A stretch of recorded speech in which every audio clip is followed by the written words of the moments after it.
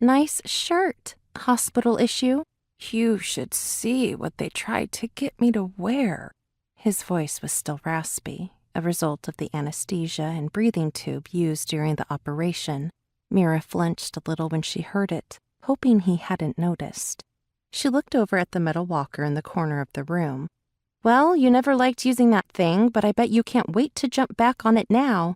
Jump? He laughed at the thought. The last time I jumped was probably 1963. I would have loved to have seen that. You catching air. Mira wondered to herself if he knew what catching air meant. Catching what?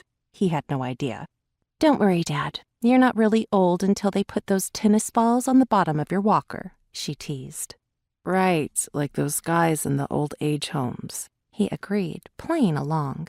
Leave it to you two to find the humor in a very unfunny situation. The voice came from the opposite corner of the room. Mira's mother had been standing there silently observing. She had almost no color in her cheeks, and her brown hair was limp and dry. That she was upright was perhaps the only indication that she wasn't the patient in recovery. Mira looked over at her to say hello. I am going to get a cup of tea, Dana Frank said. She nodded at her daughter and excused herself. Mira turned back to her father.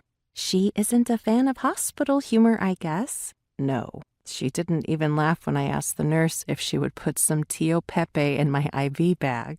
Well, we're probably not as funny as we think we are, Mira acknowledged, moving closer to the bed. But it went well, she said, getting more serious herself. Yes, the doctor was happy, he answered. She raised an eyebrow. And you? Matt lifted his arms 1 inch off the mattress and looked directly at his daughter. I am happy not to be paralyzed, yes, he said. But this isn't what I was expecting from a successful outcome. Mira's mother had texted her the details supplied by the doctor while Matt was still in recovery. The surgery was successful, but it left a certain percentage of its patients with temporarily decreased mobility in their arms. Matt woke up with no movement at all. It was yet another blow, meted out to someone who had a lot of experience taking them. It has only been a few hours and you already have some movement coming back, Dad. The doctors say, Mira began, but he cut her off.